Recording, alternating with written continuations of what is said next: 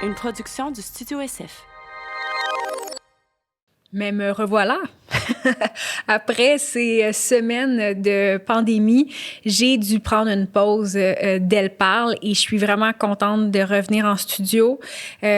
Sauf que là, je suis à comme 36 semaines de grossesse. Alors, bon, je ne l'ai pas vraiment dit à mon médecin parce que je peux accoucher assez rapidement. On ne le sait pas vu que c'est mon deuxième. Ça m'a beaucoup manqué de faire les podcasts, donc je suis hyper contente de revenir avec quelqu'un que j'apprécie énormément, qui s'appelle Maïka Sondarji, qui est une jeune femme extrêmement brillante que je connais depuis de nombreuses années, plus de 10 ans. Vous allez le voir, on a beaucoup de connivence ensemble parce que, bon, on a fait plus d'un coup ensemble, notamment faire un stage Québec sans frontières au Burkina Faso, un stage de radio.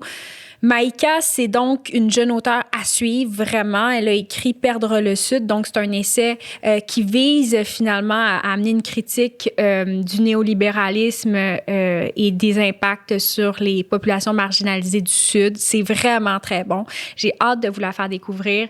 Elle est super, Maïka. C'est aussi une professeure au département de développement international et de mondialisation à l'Université d'Ottawa. C'est une personne que j'estime énormément parce qu'elle a une vivacité, une curiosité, mais aussi un sens de la transmission. Pour moi, Maïka Sondarji, c'est la Naomi Klein de l'international. Puis je vous le dis, c'est une voie à suivre. Je suis très contente de vous la faire découvrir aujourd'hui. We teach girls to shrink themselves, to make themselves smaller. We say to girls, you can have ambition, but not too much. C'est que être femme, ce n'est pas une donnée naturelle. C'est le résultat d'une histoire. Il n'y a pas un destin biologique, psychologique qui définisse la femme en tant que telle. Feminist, a person who believes in the social, political, and economic equality of the sexes. La nights I prayed up, late nights I stayed up. Cold nights I laid in my bed with a feeling that I couldn't shake up. And that fuck is shake up. All the trouble that came my way, smacked up my outlet. C'est vraiment agréable de retrouver le podcast parce que ça faisait comme plusieurs mois que j'étais pas intervenue. Et là, je commence avec toi, Maïka Sondarji. Ben oui, bonjour. Ça va bien, Léa Clermont-Dion? Oui, mais si je pousse un petit cri durant l'enregistrement, c'est peut-être que j'accouche. Ben, si tes os brisent, on va sortir. Est-ce que je suis à 36 semaines de grossesse? Et non, mais je veux juste le préciser parce que j'ai un ventre. Alors, voilà. Mais Maïka, je suis très contente de te recevoir parce que tu publies cette semaine Perdre le Sud, un essai percutant que j'ai lu puis qu'on va pouvoir décortiquer ensemble chez Éco-Société. Mais aussi, tu sais, je pourrais dire que tu es professeur au département de développement international à l'Université d'Ottawa. Dans la capitale. Que tu es une jeune intellectuelle. Oui, on peut dire ça, je pense. Mais que tu as aussi gagné un souper presque parfait. Ah, tu me connais trop, j'avais peur de ça, c'est sûr et certain. Excusez pour la petite joke. Mais c'est vrai. Premièrement, c'est un fait. C'est pas sur mon CV, mais c'est un de mes accomplissements. Oui, mais aussi, tu es une amie intimement appelée Poune. Mais là, ça arrête les familiarités parce que ça fait pas très sérieux. Non, on n'est pas très sérieuse. Ben, écoute, merci d'avoir accepté mon invitation. Ça me fait plaisir. Alors, écoute, comme tu es une férue d'international puis de développement et de relations internationales, je me demandais pourquoi ça t'intéresse autant? Qu'est-ce qui t'a amené à aller vers ça? Écoute, c'est drôle parce que moi, ce qui m'étonne toujours, c'est comment les gens autour de moi sont pas plus intéressés par l'international. Je me souviens, l'idée du livre, ou disons le coup de pied qui a fait que j'ai écrit le livre, finalement, c'était autour d'une table, dans un bar avec des amis, des camarades. Puis là, il y en a un qui est très impliqué, là, une des personnes les plus impliquées au Québec politiquement, qui me dit, mais qu'est-ce qui se passe à l'international ces temps-ci? À l'international. C'est quelqu'un de très impliqué là, dans plein de luttes, tout ça, mais c'est comme si c'était tellement loin qu'on s'y intéresse pas. Mais moi, tu sais, c'est dans mon sang, c'est dans mes... Tu sais, mon père vient de Madagascar, ma mère est québécoise, l'international, pour moi, c'est dans tout. C'est tout ce qu'on voit, les oppressions, le patriarcat, le sexisme, le racisme, tout ça, ça a des ramifications internationales. Puis pour moi, je peux juste pas ne pas les voir, là, d'où de ma positionnalité, là, je pense, du fait que ben moi, ma famille est venue ici pendant une guerre civile, ils se sont installés ici, puis les immigrants, je pense, les personnes racisées au Québec, on les considère souvent comme des autres. c'est avec un A majuscule. Là. Fait que c'est ça aussi, j'essaie de voir, tu sais, l'international, comment il est ici aussi. C'est pas juste là-bas, loin, tu sais. Oui, parce que toi, tes racines sont pas nécessairement que d'ici. Tu sais, d'ailleurs, dans ton livre, la dédicace que tu fais à ta grand-mère malgache est magnifique. Pour vrai, je pense que c'est les lignes les plus importantes du livre puis les lignes qui ont été les plus dures à écrire. Parce que ça a toujours été... Ma grand-mère, c'est quelqu'un que j'ai pas connu. Ma grand-mère ici, ma grand-mère québécoise, c'est ma meilleure amie. Là, on s'appelle toutes les semaines. Mais ma grand-mère malgache, d'origine indienne, on a une vie tellement différente. Et elle s'est mariée à 14 ans à un homme qu'elle avait pas choisi. Elle a eu 13 enfants. Tu sais, quand on parle mariage des enfants, mariage arrangé, tout ça, c'est ma grand-mère, là. C'est pas des générations. Fou, ça. C'est fou. Puis mon père, c'est le dernier de 13. Tu sais, de 16 ans à 40 ans, elle a été enceinte. Puis dans le fond, mon père, il est né là-bas. De 16 à 40 ans. Tu t'imagines ta cette bedaine vie-là? pendant plus de, tu sais, 20 ans. Puis dans le fond, mon père est venu ici. Puis moi, je suis née ici. J'ai 31 ans, j'ai un doctorat, ma vie se passe très bien. Puis mon père a participé, dans le fond, au PIB du Canada. Donc, ma grand-mère a fait un travail incroyable. Tu sais c'est quoi élever un enfant? C'est très difficile, là, ce qu'on appelle le travail reproductif. Mais tout ce travail-là, ça a servi au Canada, finalement. Mais je me demande, tu sais, ta grand-mère, est-ce qu'elle était heureuse? Est-ce qu'elle était bien? Est-ce que... Je pense que oui, c'est ça. Je pense qu'on a vraiment une vision très... disais, misérabiliste, une vision paternaliste un peu, mais ces gens-là, ils doivent être malheureux. Mais c'est vrai que c'est difficile. Mais ma famille là-bas, ceux qui vivent encore là-bas sont très heureux, ils ont une vie très épanouie. C'est juste qu'il faut redéfinir notre manière de voir les gens qui ont peut-être moins de moyens économiques. Même ici, c'est pas parce que t'es pauvre que t'es pas heureux, mais il faut quand même qu'il y ait de la redistribution économique parce que c'est sûr que c'est plus facile d'être heureux quand tu te demandes pas comment tu vas faire pour nourrir ta famille la semaine prochaine. Et est-ce que ta famille est venue au Québec parce qu'il y avait la guerre civile? Finalement, c'est pour ça qu'ils sont... Ouais. Il y avait des soulèvements politiques à Madagascar. Certains membres de ma famille avaient été un peu impliqués. Puis finalement, ils étaient venus ici. En fait, au début du 20e siècle, ils sont partis de l'Inde à Madagascar parce que la situation en Inde était plus compliquée, plus difficile. Les musulmans en Inde, c'est comme... Même aujourd'hui, là, c'est la minorité, une des minorités les plus marginalisées, là, les plus violentées, tout ça. Ils sont allés à Madagascar. Puis là, quand ça s'est mis à chauffer à Madagascar, dans les années 70, ils sont venus ici. Mais finalement, même, ça a l'air d'une réalité très difficile, mais ils ont quand même eu la chance de venir ici. Il y avait un passeport. C'est pour ça que moi, aujourd'hui, toute l'idée de la migration, tout ça, mon vécu là, me donne vraiment une perspective sur plusieurs dynamiques internationales parce que, il y en a qui ont la chance de venir, mais il y en a que non. Mais donc, bref, si on vient à ton ami qui te demandait lors du verre, qu'est-ce qui se passe à l'international, comme si c'était quelque chose d'autre qui n'était pas connecté à nous, pour toi, au contraire, c'est ta vie, finalement. C'est ça qui t'a sensibilisé, grosso modo, à ça. Exactement. Pour moi, c'est quelqu'un qui lit peut-être 2 ou 3 journaux par jour. C'est quelqu'un de très impliqué. Mais moi, les journaux que je lis, ça va être des trucs sur l'international. Je sais pas si tu sais, mais aujourd'hui, l'OMS a déclaré que la polio est éradiquée en Afrique subsaharienne. Oui, j'ai vu ça passer. C'est fou. Quelque chose, mais c'est des choses dont on entend moins parler. Puis ça forge, je trouve, l'idée dans les gens progressistes d'une critique de l'aide internationale ou de le multilatéralisme, l'Organisation mondiale de la santé, comme si c'était des organisations ou un niveau là, de notre vie qui nous influence pas. Mais au contraire, c'est vraiment... ça nous influence tous les jours. Là. Puis d'ailleurs, on y reviendra, mais dans le livre, tu commences avec des exemples concrets de gestes qu'on pose qui ont un impact sur des gens, sur la vie des gens ailleurs qu'au Canada. Ça, c'est aussi très, très fort. Mais j'aimerais qu'on revienne à notre rencontre. Parce que sans vouloir m'éterniser sur cette question-là, quand même, on s'est connus dans un contexte particulier et tu as dit en entrevue d'ailleurs que ce contexte-là t'avait marqué sur le plan critique de l'aide internationale. Alors, on s'est connus dans un stage Québec sans frontières, il y a quoi? Plus de 10 ans. Plus de 10 ans. C'était un stage Au Burkina Faso. Au Burkina Faso de radio. Avec moi, Oxfam. Ouais. Moi, j'ai étudié en droit international. Toi, je pense que tu étudié en journalisme. Exactement. J'ai lâché le droit international. C'était quelque chose qui me convenait moins. Et j'ai lâché le journalisme. C'était quelque chose qui me convenait moins. Mais c'est ça. Donc, on s'est connus là, puis on est parti pour la petite histoire, 3 mois et demi, Ouais. faire un stage de radio. On était des enfants. Si bol. Je me rappelle de toi. Je me rappelle de toi aussi. Avec ton petit pantalon.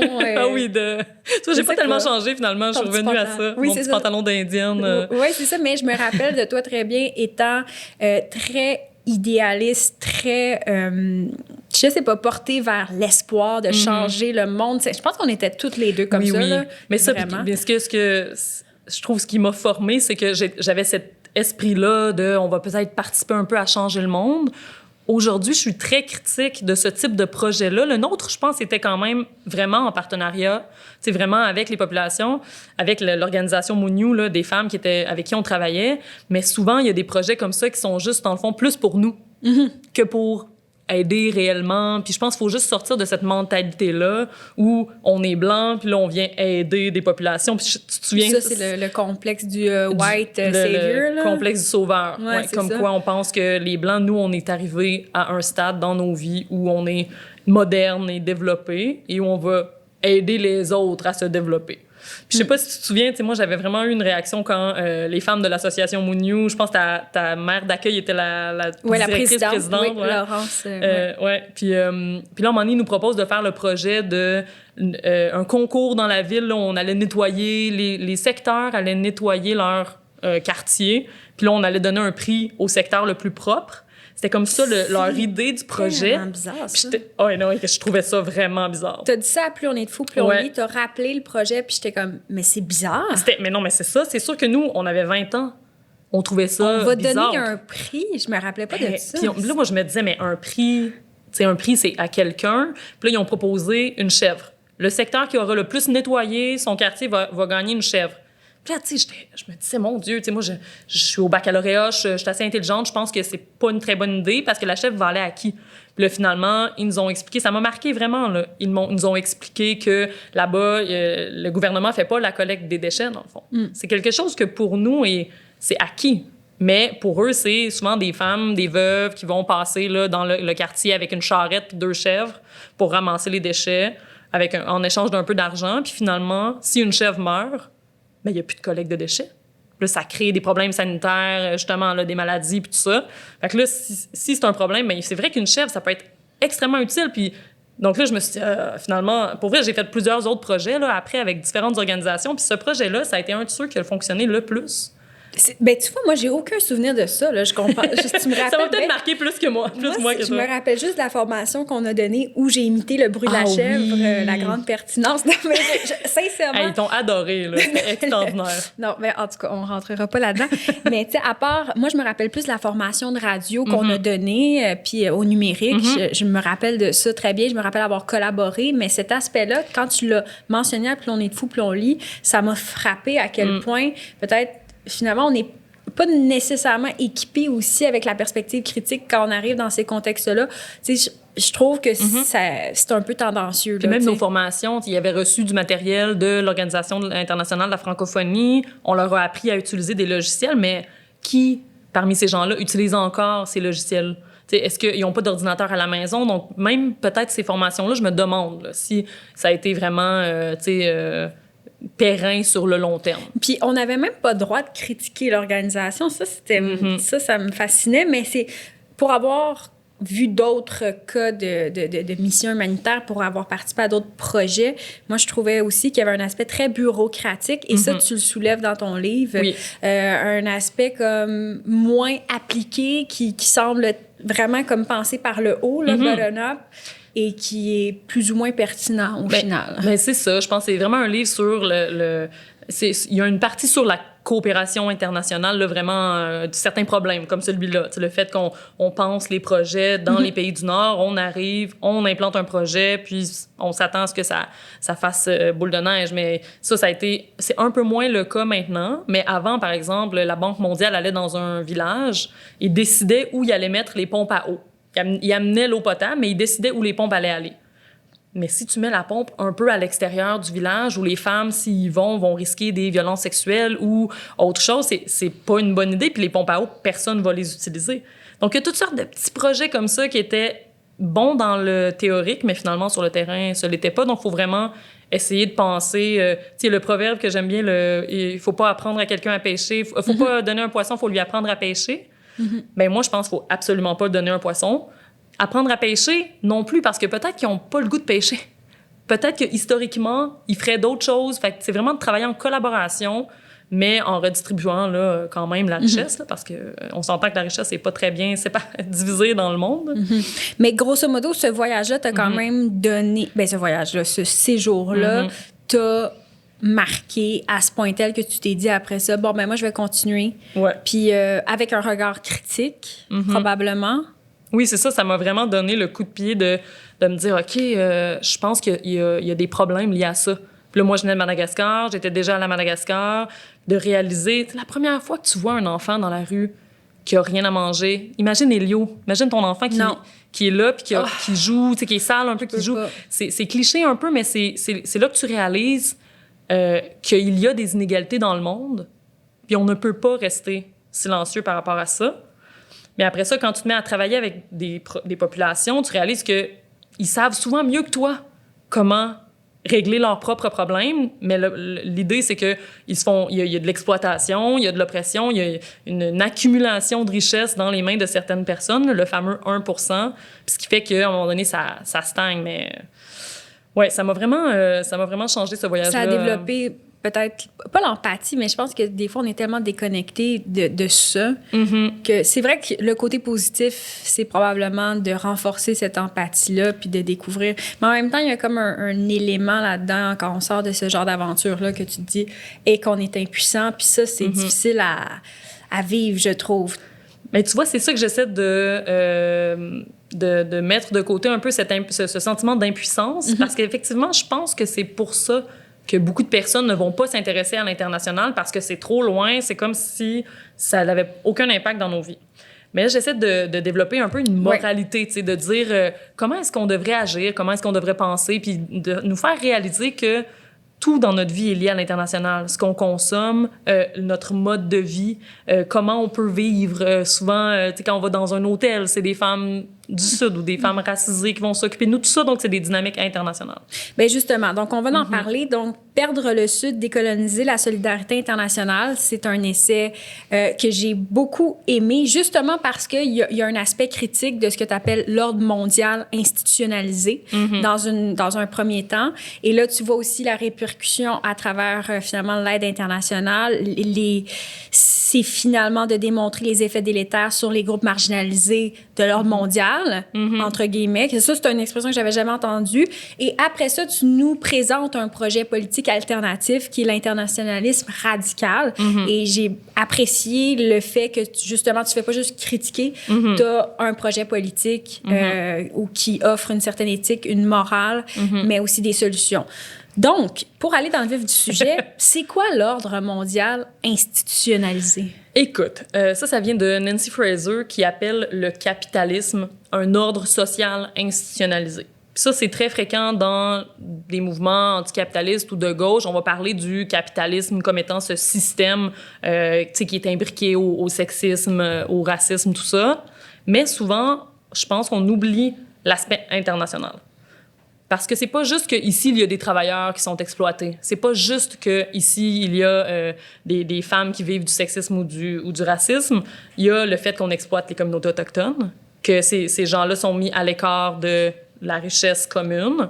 Il y a le fait que des femmes, par exemple, dès qu'on va dans des hôtels dans le Sud, c'est des femmes racisées qui lavent nos vêtements, qui lavent nos chambres. C'est un travail reproductif aussi. Comme je disais, ma grand-mère a fait un travail aussi reproductif. C'est des dynamiques féministe ou, disons, patriarcale du système. Fait que l'ordre mondial, selon moi, c'est un ordre qui exploite certaines populations, qui opprime certaines populations, qui dépossède aussi. Là, je raconte l'histoire de Maxima, qui est une femme autochtone qui se bat depuis des dizaines d'années contre une minière qui a acheté sa terre. T'sais, elle, toute sa vie, elle a travaillé pour pouvoir acheter 27 hectares de terre. Ça semble gros, mais dans ces coins-là, en Bolivie, c'est très...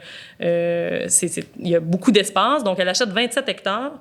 Puis après ça, il y a une compagnie qui est financée par la Banque mondiale qui va s'emparer de comme 7000 hectares autour d'elle. Mais elle ne veut pas vendre, c'est sa terre.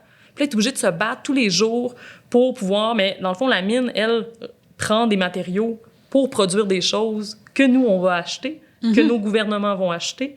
Donc, tout ça, c'est des dynamiques internationales. Puis l'ordre mondial, les règles internationales permettent ça, en fait. Et c'est donc... Pour moi, c'est une forme de... C'est le néolibéralisme, finalement, appliqué à un système international. Mais l'ordre mondial institutionnalisé, est-ce que ça vient de toi ou c'est vraiment Nancy Fraser? J'ai ajouté le terme international à l'ordre mondial, l'ordre social institutionnalisé. Okay. J'ai pas vu l'expression ailleurs. Il y a plein de gens là, moi non plus, qui parlent c'est ça, je me demandais. Mais c'est ça, c'est vraiment, je veux dire, c'est un essai, là. C'est pas ma thèse, là. C'est pas un apport théorique là, important, mais je tenais quand même à modifier son expression pour vraiment mettre l'emphase sur le fait que si on est riche ici, puis qu'on peut se permettre un certain mode de vie, c'est parce que, historiquement, il y a eu le colonialisme, il y a eu l'esclavage. Pourquoi les pays africains sont moins riches aujourd'hui? Parce qu'on a volé la majeure partie de leur force de travail. Ces gens-là ont été amenés aux États-Unis et sont encore aujourd'hui surjudiciarisés. Ils meurent aux mains de la police, ils sont enfermés en prison. Toutes ces dynamiques-là sont pas disparues. Et ils sont pas isolés non plus. C'est un ensemble concret, un système finalement qui est enraciné depuis très longtemps, puis qui va aussi être même ancré dans des décisions politiques. Tu sais, moi, je pense notamment à la répartition des frontières en Afrique. Puis c'est quoi? C'est le congrès... c'est quel congrès de Berlin, je crois? Ça se peut. Qui a fait la répartition des frontières. Qui finalement a été décidé par des Blancs. Puis pour moi, ça, c'est comme à la fois l'ordre dont tu parles, il est politique, il est économique et il est aussi, quelque part, il s'inscrit dans notre mode de vie. Colonial, bien sûr. Tout à fait. Non, parce que c'est ça, oui, il y a des raisons pour lesquelles des pays africains ont un moins haut revenu, par exemple. Oui, il y a des politiciens corrompus. Oui, il y a des problèmes de développement liés à des politiques nationales. Mais il y a aussi, comme tu dis, là, le fait qu'on ait séparé en États-nations ces pays, ben, ça a créé des problèmes historiques. Parce que c'est souvent plein d'ethnies qui vivaient, collaboraient ensemble, étaient soit nomades, soit sédentaires, mais il y avait un certain ordre. Puis là, nous, on est venus tout débalancer cet ordre-là, puis on vit avec les conséquences encore aujourd'hui de... C'est de Mamadou Gazibo. J'avais lu un livre de ce professeur-là à l'Université de Montréal, puis qui expliquait vraiment bien quelles étaient les conséquences de cette répartition des frontières dans la vie des gens concrètement. Quand tu te fais dire, ben t'es plus dans le même état que ton voisin ou que le même groupe que toi, des Pearls ou whatever, c'est que ça crée des effets. Puis c'est le rapport aussi du blanc qui arrive puis qui vient... Mais c'est comme le mur de Berlin, on en entend toujours parler, comment ça a séparé une ville en deux. Mais ce phénomène-là, le mur n'est pas tombé en Afrique, il n'est jamais tombé. C'est resté des divisions politiques qui sont très arbitraires, là. C'est comme si on disait Laval et Montréal font plus partie de la même communauté politique, puis là, il faut que tu aies un passeport, puis là, il y a chacun des gouvernements. En tout cas, c'est vraiment... Puis même encore aujourd'hui. Puis concrètement, on y contribue, donc, parce que... Et l'exemple moi, qui m'a le plus marqué dans ton livre, c'est le fast fashion, auquel on contribue tous les jours. Ouais, et de manière vraiment non consciente, ça me choque. Oui, c'est vraiment... Moi, je suis fâchée. Et j'y contribue moi-même. Là, je tiens juste à le préciser. On y a tous contribué à un certain moment, là, je pense. Même moi, je n'achète pas seulement des vêtements faits au Québec ou des vêtements éthiques. Mais c'est ça que je veux souligner, c'est que c'est pas parce qu'on est des mauvaises personnes. Non, c'est ça. Faut pas individualiser non plus. Non, c'est ça. C'est pas parce qu'on on a un déficit moral. C'est parce qu'on vit dans un système. On a gagné à ce que un auteur appelle la loterie de la naissance. Ouais. On est gagnant.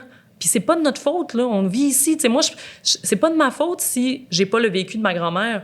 Je suis chanceuse d'être née ici, puis je dois le réaliser. Donc, c'est ça la différence. C'est pas parce qu'on n'a pas d'empathie, mais on doit quand même le réaliser. Puis de là, ben, essayer de changer un peu notre vision des choses, peut-être justement dans notre consommation, essayer d'acheter des choses plus équitables, tout ça, mais je pense que ça va vraiment au-delà de ça. Je pense que si on change notre manière de penser, c'est l'exemple que je donne dont tu parles, c'est une femme qui travaille en Éthiopie pour 26 $ par mois, alors que en comparaison, tu te dis, OK, ça n'a pas de sens. Ça, c'était vraiment à la mode de parler de ça dans les années 80. Mais aujourd'hui, on n'en parle plus comme si ça n'existait plus. De quoi? De l'exploitation par rapport aux vêtements? De l'exploitation, exactement. Et pourtant, c'est aussi, ça contribue énormément à la pollution de notre planète. Et je veux dire, là, si on parle d'environnement, on va parler de réfugiés climatiques. Exactement. Puis on va parler des effets délétères de nos actes collectifs sur la vie des gens. Là, toi, tu dis du Sud. Est-ce qu'on dit ça? Oui, du Sud global, oui. OK. Parce qu'ils sont plus affectés aussi. Exactement. Que nous, là. Notre mode de vie, au fond, comme de consommation, notre mode de vie effréné, tout ça, ça a un impact sur des populations du Sud. Puis quand on pense à des problématiques comme la crise climatique, mais la crise climatique, souvent j'entends, bientôt, il va y avoir des morts, bientôt, bientôt. Mais il y en a déjà. Il y en a déjà. Il y en a plein. Il y en a plein. C'est juste que ces femmes-là, ces hommes-là sont racisés. Souvent, c'est des gens en Afrique, en Asie du Sud, en Amérique latine, qui meurent. Il y a des gens qui ont les impacts directs de ça, pendant que nous, nos gouvernements tardent à implanter des politiques qui seraient réellement transformatrices. Moi, c'est ça, on revient au début, ce qu'on disait, c'est que l'international, c'est tout le temps, c'est partout, puis nos gouvernements, on dirait, réalisent pas qu'on est tous, j'aime pas l'expression dans le même bateau, là, parce qu'il y en a qui sont dans un yacht, puis il y en a qui sont dans des radeaux, mais on est connectés, tu sais, puis la pandémie nous rappelle ça encore là, puis on dirait que là, il faut réaliser là, qu'il faut bâtir des solutions globales là, à des crises comme ça. Et j'ai l'impression que pourtant, avec toute la COVID, il y a comme une espèce de repli sur soi qu'on oublie. Tu sais, il y a pas si longtemps, là, la crise climatique, ça nous crée de l'anxiété. L'été passé, je veux dire, tout le monde souffre. Ben, pas tout le monde, mais beaucoup de gens, je me rappelle, souffraient d'anxiété par rapport à l'environnement. Puis c'est normal. Mais là, on dirait qu'avec ce qui s'est passé, ben on va vers un repli sur soi. Puis, exactement. En même temps, j'ose espérer que cette COVID-là permettra de moins détruire notre planète par le transport.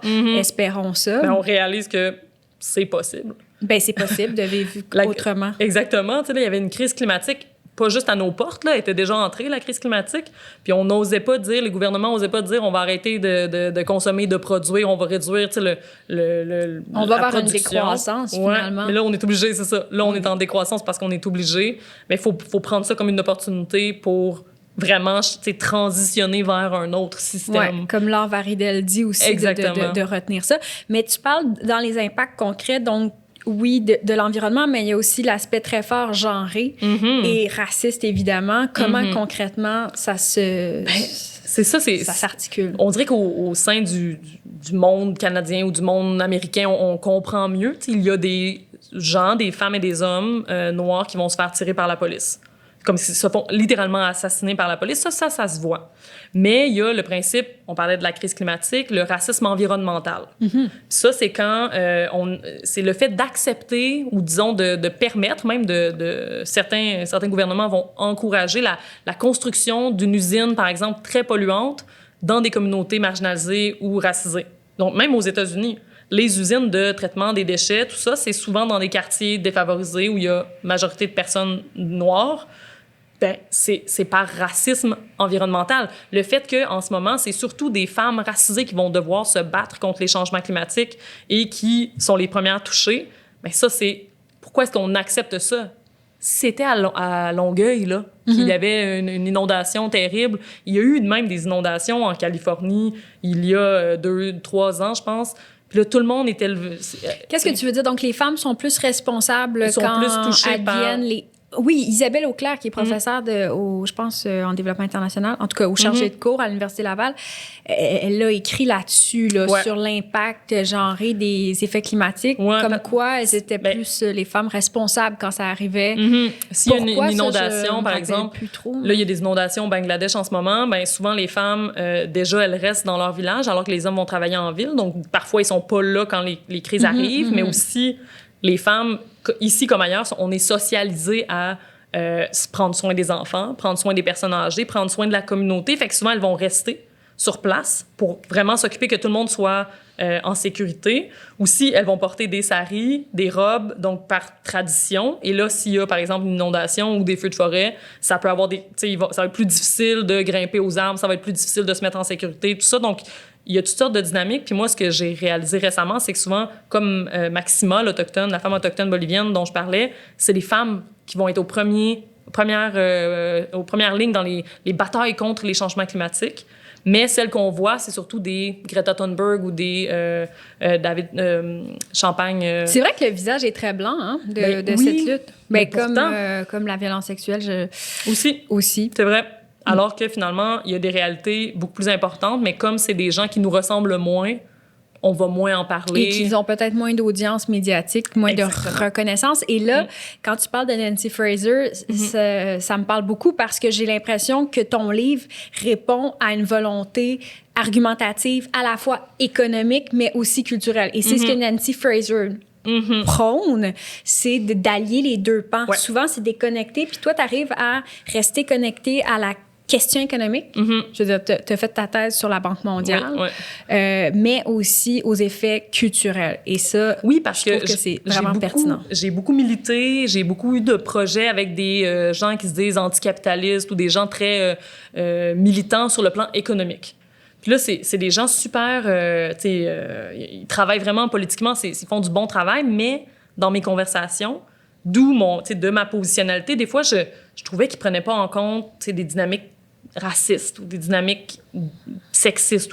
Mais c'est comme si, quand ça te touche pas, toi, dans ton vécu, c'est plus difficile de le comprendre puis de l'intégrer dans tes luttes. Puis ça, c'est vraiment, je pense, c'est ça qui m'a poussé à écrire le livre, c'est de donner à la gauche, ceux qui pensent le capitalisme ou qui se disent, ben crime, nous, on vit dans un système qui nous avantage pas, puis ça, c'est la majorité du monde.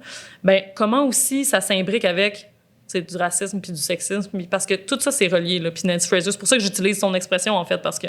Allez lire Nancy Fraser. En général, je trouve que c'est une philosophe qui est très accessible, qui est pertinente. Et donc... Qui mesure comme 5 pieds 2, puis elle est vraiment... rencontrée. Elle est tout petite, mais elle a tellement d'énergie, puis elle est tellement respectée, puis moi, c'est comme un monument. Un monument. Je veux dire, j'aimerais lui toucher le cheveu. Comme on dit dans le jargon. Oui, c'est ça. Oh my God. La pandémie me fait pas, tout le monde. Bon, perdre le Sud aussi par l'aide internationale, on en a un peu parlé. Est-ce que c'est dans ta tête un peu relié finalement à l'ordre mondial dont tu parles? C'est finalement appliquer une vision néolibérale à une redistribution des richesses faite de manière des fois un petit peu louche et utilitariste par les États? Oui, c'est ça. Je trouve, il y a plein de gens, quand je parle avec mon père, il y a une intuition, les critiques, l'aide internationale par exemple, c'est très légitime. Il y a tellement de problèmes liés à l'aide internationale, le fait que, justement, des États vont s'approprier l'aide, des États vont être corrompus, ou bien le Canada ou les États-Unis peuvent faire de l'aide liée, qu'on appelle. Donc, ils vont donner un prêt, mais le Ghana, par exemple, va être obligé d'acheter au Canada. Donc, toutes sortes de problématiques, la philanthropie, la bureaucratie, tout ça. Mais je pense que si au Québec, on accepte qu'il y ait de la redistribution de la richesse, je pense que autour d'une sangria, on va tous critiquer le système de santé, mais on est d'accord qu'il existe. On est d'accord qu'il y ait de la redistribution puis des institutions qui font de notre vie une vie un peu meilleure. Oui, puis on s'en est rendu compte avec la pandémie aussi. On a réalisé à quel point l'État était important dans l'organisation de nos vies. Tout à fait. Mais encore là, pour la pandémie, mais là, on s'est mis à critiquer l'Organisation mondiale de la santé parce qu'elle est corrompue, politique, inefficace. Toutes les critiques. J'ai donné des entrevues là, à toutes sortes de radios pour parler des critiques. Bon. Donc, ça vient de la droite aussi, oui, mais ça à vient gauche, de la gauche. Exactement. C'est ça qui me subjugue. Je suis tout le temps étonnée qu'à gauche, même là, des gens qui vont se dire socialistes, on est très pour l'État. On veut que l'État redistribue. Mais tout ce qui est aide internationale, organisation internationale, tout ça, on devrait détruire ça puis en faire des nouvelles ou détruire ça puis c'est mieux de pas en avoir. Pourquoi? C'est comme si on pense que parce que les critiques mènent à une critique finale qui est comme un petit peu exagérée. Puis oui, il y a des problèmes avec l'aide internationale, mais il faut quand même redistribuer la richesse, là, parce que ça n'a pas de bon sens en ce moment. Là. Parce que c'est quoi la disparité en ce moment? Ben, c'est fou. Un exemple, c'est que, on parlait de textile tout à l'heure, un président PDG d'une compagnie de textile multinationale peut faire en 4 jours la même chose qu'une de ses employés dans toute sa vie. Ça, c'est fou. Quand tu la nommes dans le livre, c'est comme une coup à la gueule, vraiment. Parce que c'est des visages qu'on voit pas. Puis là, quand on se met à mettre des visages dessus, comme j'essaie de faire là, dans le livre avec des exemples, c'est soudainement, ça devient très proche de toi. T'imagines ta mère, t'imagines ta grand-mère, qui, à 70 ans, pourrait être encore en train de travailler dans une usine de textile. T'imagines ton enfant exploité dans une usine de textile. Mais ces gens-là nous ressemblent. Fait que c'est plus facile de mettre un visage sur l'exploitation. Parce que c'est très théorique, sinon, là, l'exploitation, l'oppression. Mais c'est des gens. Parce que les oppressions, c'est de la souffrance au final. Puis ça, faut pas l'oublier non plus. Oui, exactement. Puis c'est pas parce qu'ils nous ressemblent moins qu'ils méritent moins d'avoir une vie belle et bonne. Tu sais, ne serait-ce que moins inégale. Mais je pense aussi qu'il y a eu des dérapages. Évidemment qu'il y a eu des dérapages en termes d'aide internationale, mais il y a aussi eu des dérapages de représentation et peut-être des organisations qui avaient moins bonne presse, et on comprend pourquoi. Après, il y a eu l'origine, quelque part, certaines origines de l'aide internationale, c'est beaucoup religieux. Donc, peut-être qu'on a un malaise avec ça qui persiste, qui est plus fort qu'on le croit, qui est inconscient peut-être, mais qui vient d'un legs, d'une perspective critique, là, enfouie, là, quelque part. Ouais. Mais toi, tu as critiqué l'aide internationale, mais aussi certains individus qui se portent un peu comme des grands porte-parole de la vertu, dont Jérôme Jarre, c'est ça, oui, Jérôme Jarre, dans un article que tu avais écrit dans Le Devoir. Peux-tu me rappeler un peu cette saga? Le pire, c'est que cet homme-là veut tellement bien faire. Mais qui est-il? Jérôme Jarre, c'est un... mon Dieu, je sais même plus si les gens utilisent ça encore. C'est une star de Snapchat. OK. Puis là, lui, il avait des millions de followers, écoute. Puis là, il y avait la famine en Somalie. Puis là, lui, il s'est dit, ce qu'il faut faire, c'est envoyer de la nourriture. Parce que des gens meurent de faim. Écoute, ça vient d'une intention incroyable, tu sais. Puis là, il voulait emballer, mettons, des sacs de riz, des légumes, whatever, puis les envoyer shipper en Somalie. Le problème avec ça, c'est que ça a déjà été fait des dizaines de fois parce que ça vient d'une bonne intention, mais il faut aussi penser qu'il y a un marché local. Puis là, si tu arrives avec du riz gratuit d'un coup, oui, ça va nourrir des gens sur le moment, mais sur le long terme, les producteurs de riz pourront plus s'en sortir. Puis ils vont eux aussi entrer dans un cycle de pauvreté, puis là, ça se terminera jamais, ce cycle-là. Donc, oui, l'humanitaire, tu sais, il voulait bien faire, puis en tout cas, il a ramassé vraiment beaucoup d'argent pour ça. Puis là, finalement, pas juste moi, mais... Des millions de dollars, là. Des millions de dollars. Parce que oui, il faut utiliser la plateforme, tu sais, pour parler de ces choses-là. Mais finalement, avec les critiques qu'il a reçues de toutes barres, de tout bord de côté, il a décidé finalement d'envoyer de l'eau et de la nourriture protéinée pour bébés. Donc, il a vraiment, tu sais, il a changé son approche parce qu'on en a parlé, parce que quand t'es pas dans ce milieu-là, tu veux bien faire, mais tu sais pas comment. Mais c'est fou parce que je trouve que dans médecine, si ton chirurgien est pas formé pour faire ce qu'il fait, tu vas pas lui faire confiance. Mais en développement international, c'est comme si tout le monde pouvait s'inventer coopérant volontaire ou fonder une ONG pour aller bâtir un projet de je sais pas quoi, je sais pas où, sans avoir de lien avec les communautés locales, tout ça. Donc oui, il y a des critiques à faire sur les organisations puis les ONG qui sont trop professionnel, puis il y a beaucoup de bureaucratie, mais je pense que ça a aussi des avantages. On fait pas ce genre d'erreur-là. Mais c'est quoi, justement, les grands problèmes de l'aide internationale, finalement? Bien, ça, entre autres, le fait que c'est vrai que la professionnalisation, là, c'est devenu très bureaucratique, le développement international, parce qu'il y a beaucoup d'argent qui est pris pour faire des demandes de subventions. Puis là, tout ça, c'est un modèle là, un peu bizarre, parce qu'il faut constamment que tu penses à faire de l'argent pour pouvoir faire des projets, mais tu passes ton temps à aller chercher de l'argent. Ça, c'est un problème. Les philanthropes, là, Bill Gates, par exemple. Aga Khan. Aga Khan, c'est des personnes extrêmement bien intentionnées, mais qui, souvent, vont faire des projets, vont faire des essais. Tu sais, comme Bill Gates, par exemple, a fait... il est très fort sur Melinda Gates, plutôt, là, sur l'empowerment des femmes. Puis ça, c'est un terme vraiment galvaudé. Puis là, eux, là, ils ont un panier de l'empowerment. Puis là, tu peux, comme individu, acheter un panier Moi, je suis au Canada, j'achète un panier pour Léa en Arabie Saoudite. Puis là, je te donne ça. Puis c'est un panier avec comme des poissons puis un guide de l'entrepreneuriat. OK.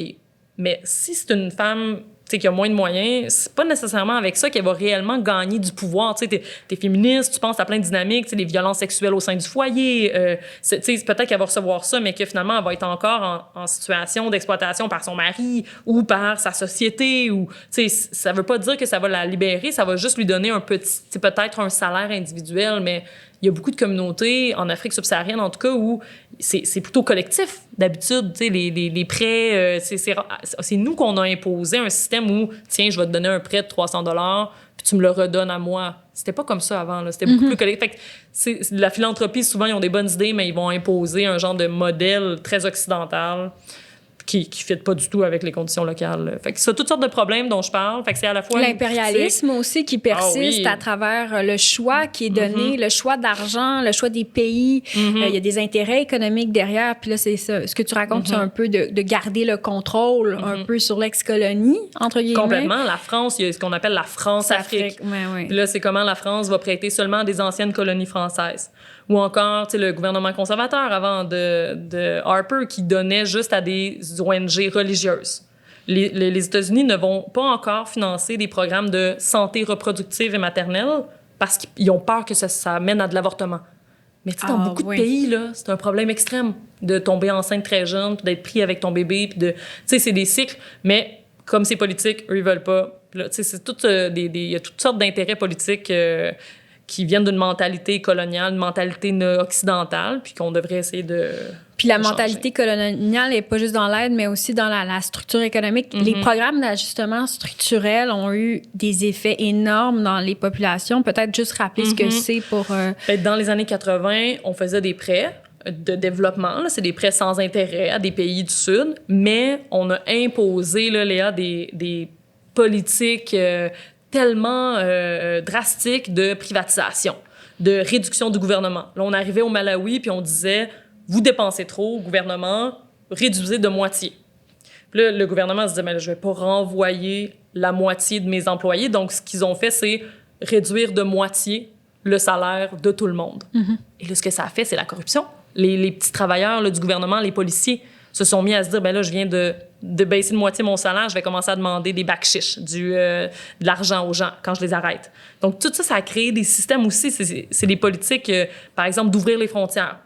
Mais si tu ouvres les frontières, toutes les compagnies étrangères peuvent venir. Exploiter. McDonald's peut venir, puis là, construire plein de McDonald's au Pérou, puis les petits restaurants locaux peuvent plus s'en sortir parce qu'ils n'ont pas les reins solides comme McDonald's. Donc, c'est vraiment des politiques qui ont renforcé le sous-développement. Fait que c'est pour ça qu'il y a un cynisme envers ce type de... Au Burkina Faso, d'ailleurs, il y a eu ça, je veux dire, avec, pas le règne, mais avec Thomas Sankara, il y avait quand même une voix de gauche, un socialisme incarné. Et après, donc, sa chute, et avec l'arrivée de Blaise Compaoré au Burkina Faso, il y a eu cette implantation des programmes d'ajustement structurel et on a senti une dénationalisation des compagnies. Et évidemment, cette privatisation-là a eu des grosses conséquences sur la vie des gens, des usines privatisées, mal gérées, et aussi la main de l'humanitaire, entre guillemets. Aga Khan était là. Tu sais, quand on dit que Justin Trudeau chill avec Aga Khan, c'est quand même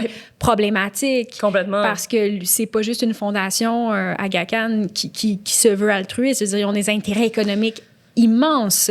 C'est ça. Donc, même les organisations qui se disent altruistes, même la fondation Bill et Melinda Gates, ils ont des intérêts économiques aussi. C'est pour ça que des fois, la philanthropie, ça a vraiment des aspects négatifs. Là, il y a ce qu'on appelle je ne vais pas trop entrer dans les détails, mais le capitalo-philanthropisme, là, en tout cas, c'est des gens, dans le fond, qui ont fait leur fortune sur le fait qu'on peut exploiter des populations, qu'on va délocaliser les compagnies.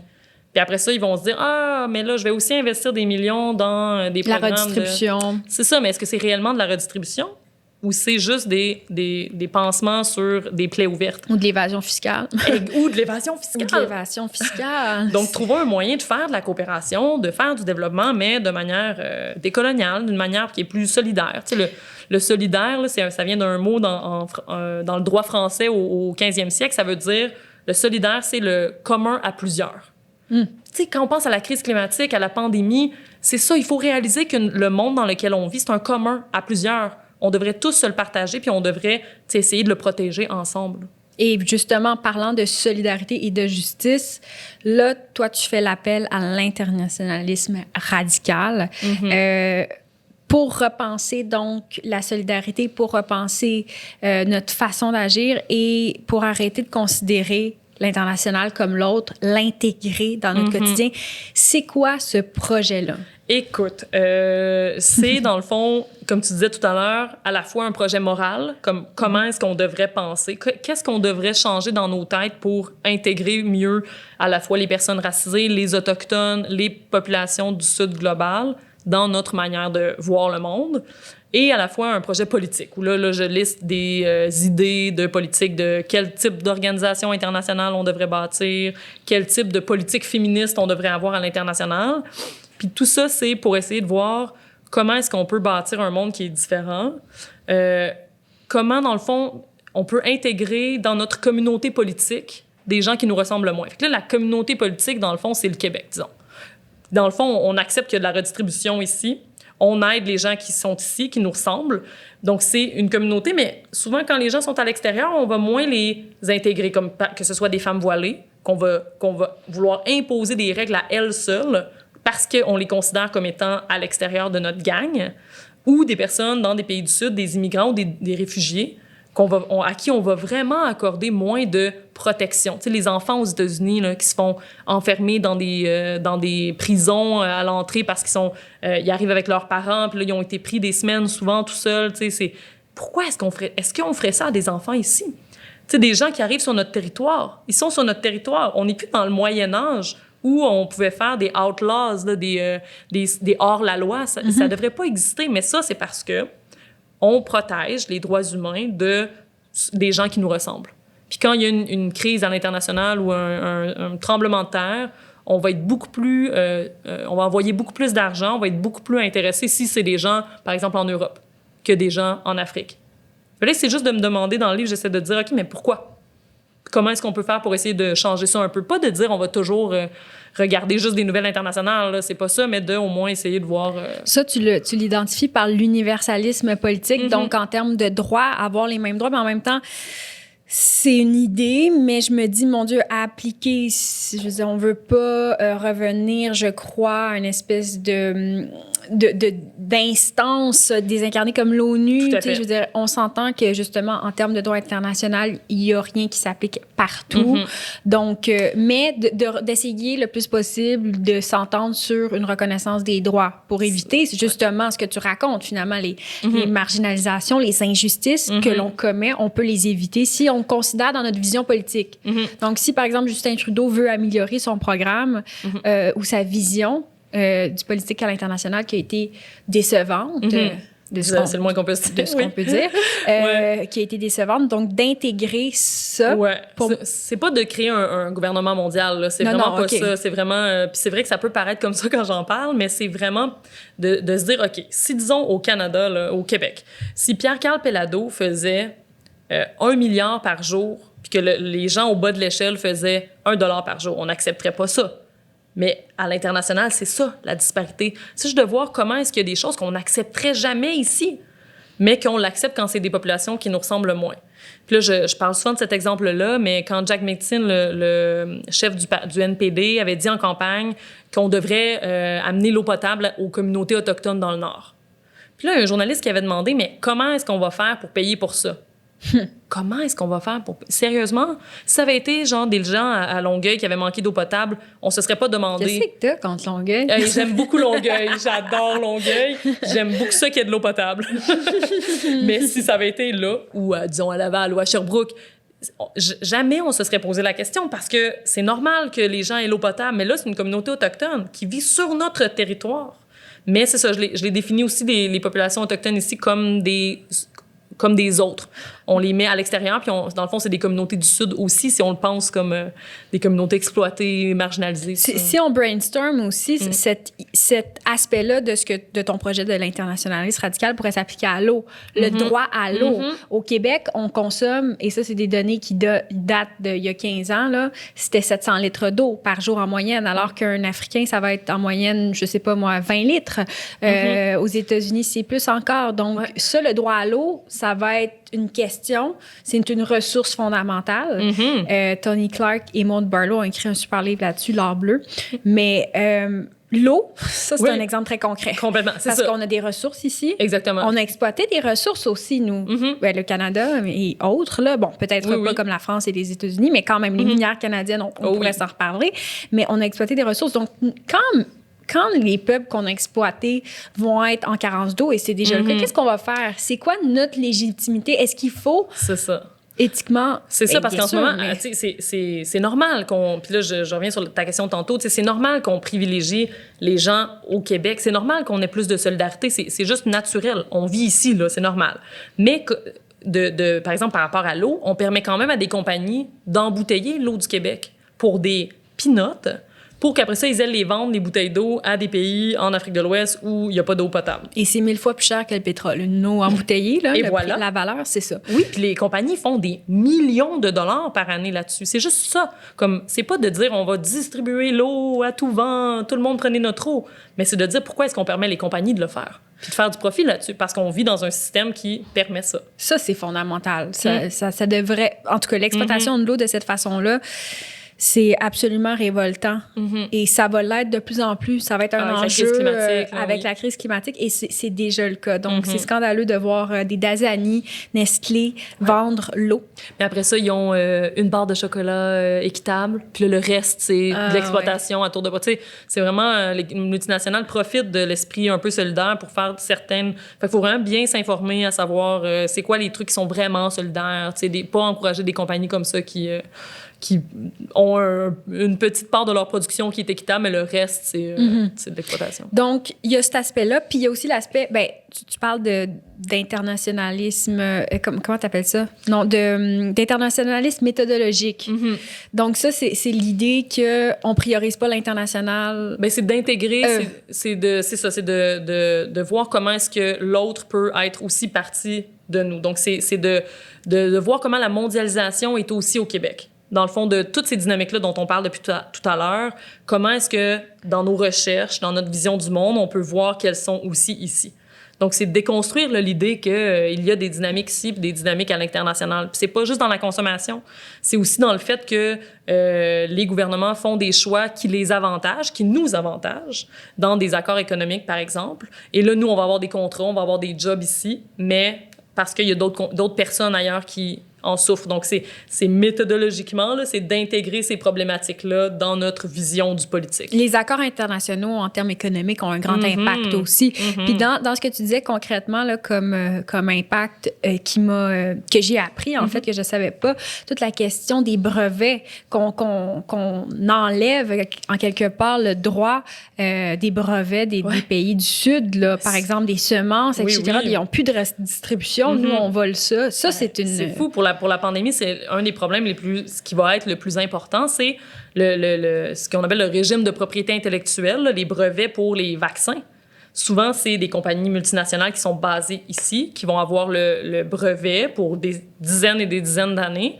Et c'est pour ça que le VIH-Sida, ça a pris autant de temps avant qu'on trouve un remède, parce qu'ils sont la main mise sur le vaccin. Ils veulent pas laisser des compagnies le produire à faible coût. Puis ça fait qu'il y a un monopole. Donc, moi, je suis à peu près certaine que quand le vaccin va arriver, comme le dit Donald Trump, ça va être lui qui va avoir accès au vaccin en premier. Ce ne sera pas des populations qui en ont vraiment besoin, que ce soit des personnes dans des CHSLD ici ou des populations du Sud où ça peut se propager davantage. Donc, ça, puis sur les technologies aussi ouvrières, les semences, tout ça, la Chine impose aux compagnies d'avoir accès à leur technologie. Donc ça, c'est très autoritaire comme manière de faire, mais il y aurait moyen, je pense, de quand même redistribuer ce type de connaissances-là. Là, c'est une mainmise sur la connaissance, dans le fond. Puis un autre élément qu'on peut, je pense, garder en tête, là, si on veut vraiment comme considérer que ça fait partie du quotidien de nos vies, de l'international étant relié au national complètement, c'est aussi notre utilisation des réseaux sociaux. C'est directement relié. Alors, comment tu donnes l'exemple, je vais utiliser le terme anglais, des Content Common Moderators. Donc, les gens qui vont nettoyer les réseaux sociaux de la haine sont souvent délocalisés, payer des peanuts en Inde un peu partout. Et c'est eux qui vont nettoyer notre Facebook de la marde, de la haine et de la violence. Et ça ne peut pas être plus concret, quotidien. Ah ouais, tous les jours, là, si ce n'était pas de gens comme ça en Inde ou à Madagascar qui vont passer leur journée à regarder des vidéos d'enfants torturés, des vidéos de décapitation, des vidéos d'animaux qui se font tuer, de tout ça, nous, on aurait ça sur nos fils Facebook, tous les jours, sur nos fils Instagram. Mais là, on les voit pas parce que il y a des gens... Encore là, on est chanceux, on est nés ici, mais il y a des gens qui sont dans des situations ils n'ont pas d'autre choix que de faire ce type de travail-là. Puis là, c'est de la souffrance. C'est des gens qui vont être en dépression, qui vont se suicider. Ça a l'air drabe, là, mais en tout cas, c'est des gens, c'est très intense. Puis nous, on vit pas ça. C'est là, encore là, c'est une dynamique. C'est pas juste le fait que les réseaux sociaux sont globaux, c'est aussi le fait que notre utilisation sur notre téléphone le matin est gérée par des gens qui le nettoient pour nous. Mais c'est affreux. C'est affreux. Puis tu dis souvent... Nous, on est chanceux d'être nés ici. Puis c'est vrai, c'est fondamental et c'est même au cœur un peu des thèses de redistribution égalitaire. Là. J'avais suivi un séminaire avec un prof à McGill, dont j'ai oublié le nom, malheureusement, un Japonais, qui avait écrit un livre qui s'appelle « Egalitarism », donc sur l'égalitarisme. Puis tu sais, en philo plus analytique, on revient souvent à le voile de l'ignorance de Rawls. Donc, c'est-à-dire qu'on... Si on fermait les yeux puis on se disait, bon, la redistribution, comment qu'on la fait, à qui qu'on remet, comment, etc. Mais il y a quand même une chance unique de naître, en fait, dans tel endroit ou tel autre endroit. Et c'est au cœur, finalement, de la redistribution. Complètement. C'est la meilleure métaphore. C'est de fermer les yeux. Bon, alors moi, on oublie d'où on vient, on oublie qu'on est né dans un tel pays, on oublie tout ça, on oublie qu'on est une femme, on oublie qu'on est blanc ou non. Puis on se dit, est-ce que je serais d'accord à ce que bon, les personnes noires aient moins d'argent, que les personnes blanches aient moins d'argent ou moins de possibilités. Est-ce que je serais d'accord? Puis là, ça me met aussi, parce que peut-être que toi, finalement, t'es une femme noire dans un pays du Sud, ou peut-être que t'es un homme blanc dans un pays européen, tu le sais pas. Mais tout est une question de chance. Puis même, je regarde mon fils, puis je me dis qu'il est chanceux, cet enfant-là, aimé, qui a des moyens, qui a une éducation, j'ose espérer. Mais t'avoir comme mère, c'est une chance incroyable. Non, mais tu sais, je dis, tabarouette, juste les enfants maltraités, ça vient me chercher depuis que je suis mère. Je suis comme, alors moi, c'est beaucoup cet aspect-là de la naissance que naître ailleurs, tu peux avoir un destin. Puis ça peut être positif, mais... Oui. Puis c'est pas que ces gens-là sont misérables ou qu'ils ont juste des vies là, torturantes. Là, on parle des trucs négatifs. Non, mais on parle d'impact qui sont réels, concrets. Là. Je veux dire, vivre dans une pauvreté, dans une certaine pauvreté économique, moins d'opportunités, tu sais. C'est plus difficile. Complètement. Ça va être plus... Puis c'est pour ça que c'est les gens que j'ai rencontrés, en tout cas en Inde puis au Burkina Faso, sont tellement plus résilients que nous. Tu sais, parce qu'ils ont tout ça à vivre. Ils ont tout ça à moi, contre des fois, quoi se battre. Je suis capable de nous entendre chialer. Non, mais des fois, c'est ça, je suis plus capable. Sincèrement, je suis comme, est-ce qu'on peut juste... Moi, quand je me mets à penser à ma grand-mère ou à ma famille à Madagascar, je suis comme, ouf! C'est drôle que tu parles de ta grand-mère comme telle, parce que même moi, ces derniers temps, j'ai pensé à mes grands-mères. J'ai pensé à ma grand-mère qui a élevé ses 5 garçons seule, mère monoparentale. Son mari était endetté et mort en lisant le journal assez tôt. Tu sais, c'était au Québec, mais c'était une certaine pauvreté. Puis j'ai pensé à elle récemment, puis j'étais comme, comment elle a fait? Puis c'est juste surréaliste. Des fois, je suis un petit peu tannée qu'on se plaigne de... Quand tu te mets à y penser, là, tu sais, c'est fou. Puis là, au début, je voulais dédicacer le livre à ma grand-mère indienne, à Madagascar. Puis là, je me suis dit, mais mon Dieu, ma grand-mère québécoise aussi a vécu tellement de choses pour que je sois là. sais, elle a pas fini son secondaire, tu sais, puis je pense qu'elle a à peine commencé le secondaire, tu sais, puis là, nous, on est ici en train de parler autour d'un livre que j'ai écrit dans ton podcast, tu sais. Ben écoute, on est privilégiés, là, Vraiment, on est vraiment. super privilégiés, puis c'est important de reconnaître le privilège, puis mais des fois, c'est étourdissant. Des fois, ça me jette à terre, puis je suis comme, wow, OK, je suis chanceuse, Ouais. puis je me pince. Puis... Oui, mais on a quand même raison, tu sais, ce qui est quand même ironique, c'est qu'on a quand même nos problèmes, tu sais, on vit des choses, puis tout ça, mais moi, j'essaie juste de voir comment on peut aussi intégrer ça.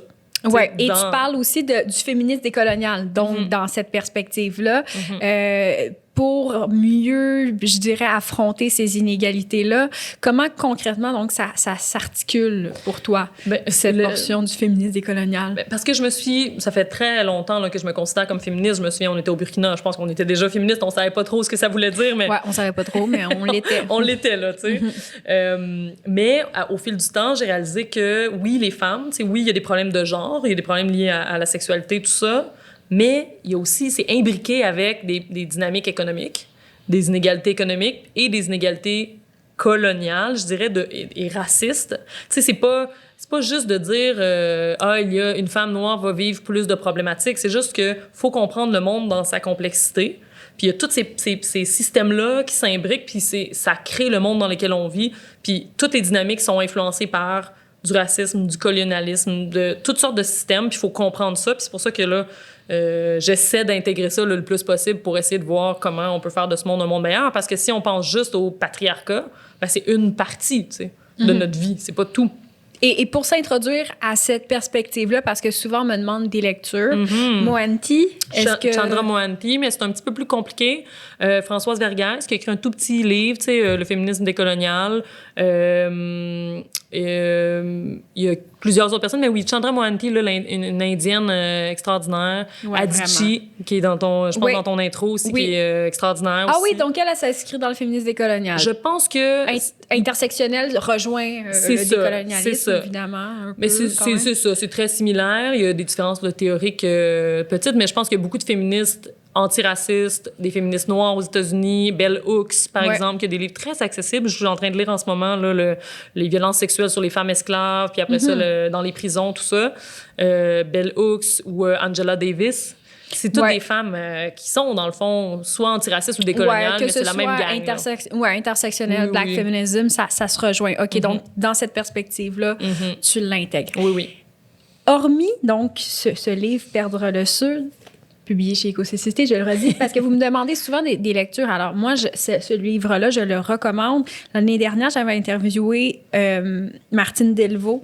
Elle publiait Boys Club, puis c'était un livre qui avait eu un peu un impact aussi fort. Puis c'est rare que je dise ça parce que c'est rare que je suis vraiment marquée par une lecture. Ce livre-là, je l'ai vraiment apprécié. Je trouvais que c'était un bon dosage entre un regard critique, mais aussi vraiment un essai, je dirais, accessible quand même, donc concret.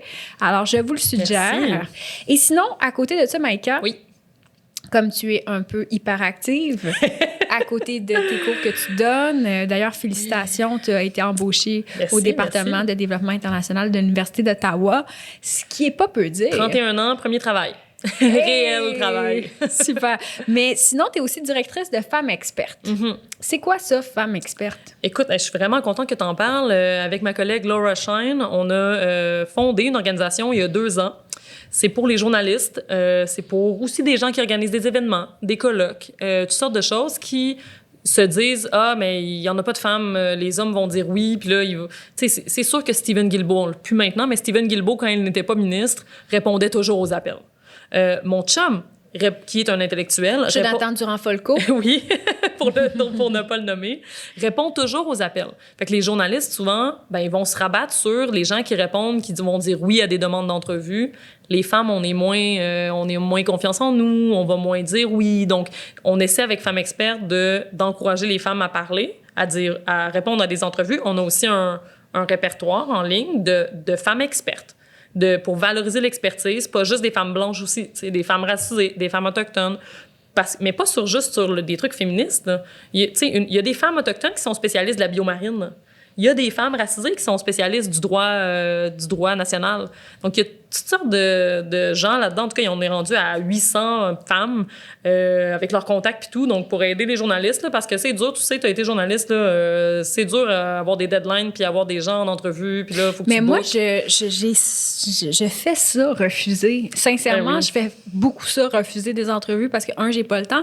Puis je me dis, est-ce que c'est une bonne chose de refuser? Est-ce que je devrais? Parce que des fois, je trouve que les gens disent tout et n'importe quoi. Mais en même temps, je me dis, ça serait peut-être pertinent aussi que j'amène mon grain de sel. Ben, Je ce serait sais juste, pas, écoute, je sais je pas. pense que c'est normal de pas dire oui à tout, mais si Mais t'étais des un fois, homme, j'entends tu dirais des oui. hommes, puis je suis comme, hey, tu devrais t'abstenir cette fois-ci. C'est ça. Non, c'est ça. Cette fois-là n'était pas la meilleure. Exactement. Puis souvent, toi, tu as sûrement quelque chose à dire sur bien des affaires que ça serait très pertinent. Puis les gens, en tout cas, à chaque fois que je t'écoute, je trouve que c'est pertinent, là, mais je suis peut-être biaisée, mais... mais, tu sais, ça apporterait au débat public, mais les femmes, souvent, vont se dire, moi, j'ai ça comme expertise, là, cette petite Mais mini-chose. puis c'est rien pas d'autre. juste ça, c'est que j'ai l'impression, tu sais, comme quand je lis les commentaires Ah sur oui, les c'est chroniques violent. du Devoir, puis tu sais, je sais qu'il faut s'endurcir la couenne, puis on se le dit, Oui. mais des fois, je suis enragée de lire ces commentaires-là de gens qui n'ont aucune expérience Ah ouais. et récemment, tu as écrit quelques textes dans les journaux, mais tu écris souvent des textes dans les journaux, puis Martine Delvaux aussi le fait, puis Martine Delvaux, Ouais, elle fait c'est le prix. quelque chose, là, C'est oui, vraiment... oui. C'est vraiment Elle se fait ramasser, puis c'est violent, là. C'est pas des critiques. une grande violence. C'est vraiment... C'est ouais. vraiment pas cool, en fait. Je ne comprends pas. Ouais. Je trouve que ça n'a aucun sens. Mais toi, c'est vraiment pas de cet ordre-là, je pense, Non, la violence. j'espère, en tout Mais par contre, quand je lis les commentaires des tapons de Eric6345, hashtag École de la vie, qui te dit comment penser l'international Ah ouais, quand ouais. t'écris... J'ai le goût de mettre le feu Ah ouais. à mon ordi. Je Mais- suis comme... mais moi, à chaque fois, je me dis, Eric 68, École Hey, de tu la sais, vie. Eric, École de la vie, là. Non, mais pour vrai, je pense, tout le monde a droit à son opinion, mais il faut réaliser que pour les femmes, c'est vraiment toujours plus violent, tu sais. Moi, j'ai la chance qu'à chaque fois qu'il y a quelque chose comme ça, que je vois des commentaires comme ça, ben je t'appelle. Puis je suis comme, hey, Léa, toi, tu fais comment pour dealer avec ça, tu sais, parce que toi, tu as dealé avec ça bien avant moi. À 20 ans, tu dealais avec ça, tu sais. Ouais, mais ça fait comme 5 ans que je parle moins, justement, Ouais, parce parce que que c'est à un moment donné, c'est comme... À un tannant. moment donné, c'est tannant, tu sais, de se Ouais. faire dire. Puis, mais je trouve ça frustrant. Je veux dire, là, t'es rendu prof, là. Est-ce On qu'on me dit peut- encore que ce que j'écris, c'est pas bon, parce que j'ai, tu sais, surtout dans les médias, alors que, tu sais, ce que j'écris, mes articles académiques, personne ne va les lire. Mais là, c'est comme on lit le titre souvent, puis là, mais là, tu sais, c'est basé C'est sur 3 lignes. en tout tellement cas. frustrant. Puis, Ouais. mais bon, ça fait partie de la game. Puis c'est important de parler Ouais. malgré tout. Puis je pense, de se créer un peu des alliances et des outils. D'en parler. Après, je trouve qu'il y a vraiment trop d'opinions puis qu'il y a des gens qui disent n'importe quoi dans les journaux. Oui, Puis aussi. ça me tape un peu ses nerfs. Mais quand t'arrives, toi, je veux dire, c'est toujours pertinent. Puis je trouve ça frustrant de voir ça. Puis s'il y a des gens qui remettent en doute cette idée-là, parce que c'est sûr qu'il y a des gens qui remettent en doute cette C'est idée-là, sûr. que c'est pareil pour tout le monde, ben vous avez juste à lire les études qui sont faites Ouais. sur les auteurs et les professeurs et les chercheuses. Dans le monde académique et universitaire, quand ton nom est un nom d'homme, t'es plus reçu, t'es plus... t'es Respecté à la fois par les étudiants, par le public, par tout le monde. Oui. C'est pour ça que les femmes C'est expertes, c'est factuellement démontré, là. Oui, non, c'est ça. Puis je pense, mais même, on peut le voir par nous-mêmes. Tu sais, l'expertise, là, c'est tellement quand tu penses à un expert. Je te dis, on va inviter un expert. Ben, c'est un homme blanc, habillé en habit. Puis là, on essaie vraiment de déconstruire ça dans la tête des journalistes, dans la tête du public, dans la tête des femmes elles-mêmes. Dire non, t'as quelque chose à dire. C'est pas parce que tu portes une cravate que t'es sérieux. Non. Et Absolument que t'es pas. pertinent. Mais aussi, ce que je trouve, c'est dans un contexte où on est dans une espèce de « je crois que Ouais. l'opinion est... C'est fascinant à quel point tout le monde s'arroge un peu l'autorité de dire la morale. Et ça, c'est l'effet des réseaux sociaux, évidemment. Il y en a dans Puis, les grands médias aussi. Ah, il y en a dans les grands médias, certainement. On les nommera pas. On les nommera pas. Mais bref, cette semaine, tu as écrit un texte qui a fait quand même jaser, donc, en fait, qui était très pertinent, mais je pense que tu t'es fait ramasser par les militants du PQ ou Je pas? sais pas qui exactement. Tu sais, je veux pas Donc, on rentrera pas les là-dedans. étiqueter, mais parce que je parlais de l'idée de la démondialisation. Bon, ça, c'est revenu oui, à la mode. j'aimerais là. qu'on en parle de la démondialisation. Oui, puis ça ressemble beaucoup à ce que moi je prône, en fait. Là. Les démondialistes, là, à l'origine, tu sais, il y a Jean-Antoine Durand-Folco avec Éric Martin, puis un autre militant du PQ qui ont écrit un manifeste là, démondialiste. Puis c'est vraiment d'être contre la mondialisation, de penser des idées comment est-ce qu'on devrait consommer plus au niveau local, tout ça. Puis ça, moi, c'est des idées que je prône. Mais la démondialisation, ça peut aussi dire se retirer de toutes les organisations internationales. Ça peut aussi dire que le Québec ou le Canada ou les États-Unis soient plus gagnants contre les autres. Ça peut être ça peut être un repli sur soi, la mondialisation. Puis ça, moi, ça me dérange. La démondialisation, oui, excuse-moi. Mm-hmm. Ça peut être vraiment une idée qui vient de... c'est pas pour rien que Marine Le Pen s'est dit démondialiste, que Donald Trump s'est dit démondialiste. Faut juste, moi, je pense que c'est pas une mauvaise idée, là. Puis je pense que ça, un candidat du PQ avait amené ça en campagne. Ça peut être une excellente idée, mais juste... soyez clairs. Avec nuance. Oui. Mais d'ailleurs, pourquoi ce manifeste-là, Jonathan Durand-Folco avait mené ça avec Éric Martin? Est-ce que ça venait d'eux ou... Oui, ils ont décidé. Il y a des auteurs en France qui parlent de ça beaucoup depuis des années. Puis c'est vraiment une idée intéressante quand tu es contre les compagnies multinationales, quand tu penses qu'on devrait, que les compagnies cessent de délocaliser, que les compagnies cessent de faire du profit sur... Non, mais je comprends l'intention, puis je comprends le projet. Là. Puis se retirer d'organisations qui peuvent être coloniales, tout ça. Donc, c'est bien. Mais, c'est pas nécessairement une position qui est féministe non plus. C'est pas nécessairement une position qui est antiraciste. C'est une position qui est principalement anticapitaliste, peut-être, mais qui a été reprise à droite par des gens qui sont pas du tout anticapitalistes, qui vont juste dire, on est contre la mondialisation, mais dans le fond, c'est pour dire, on veut que les compagnies, mettons, françaises ou québécoises, soient plus compétitives. Ça, c'est un nationalisme économique. Puis ça peut, c'est sûr que moi, je parle de solidarité avec les pays du Sud, fait que je pense que c'est pas nécessairement une très bonne manière de penser le système économique, là, de dire on va produire plus, on va faire les profits, puis les profits vont venir ici. J'ai l'impression que le Québec va aller vers ça. C'est ça, le Canada va vers ça, les États-Unis, tu sais. Ouais. Surtout dans ce contexte-ci politique, là, qui est le nôtre, mais j'ai l'impression que ça va aller vers ça. Donc, OK, merci de m'avoir éclairé sur cette notion que je ne connaissais pas vraiment, le manifeste. Je l'avais vu passer, mais sans plus. Écoute, c'est quoi tes nouveaux projets, tes prochains projets? Là, écoute, pour mener la lutte de l'internationalisme radical. Écoute, on organise une conférence à chaque année qui a été reportée à mai prochain. Ça s'appelle La Grande Transition. Puis là, on parle de toutes sortes de dynamiques comme ça, du capitalisme, du système. C'est un peu pour... Il y a vraiment... C'est pas académique, là, du tout. C'est vraiment pour des gens qui se disent le système est brisé, qu'est-ce que je peux faire?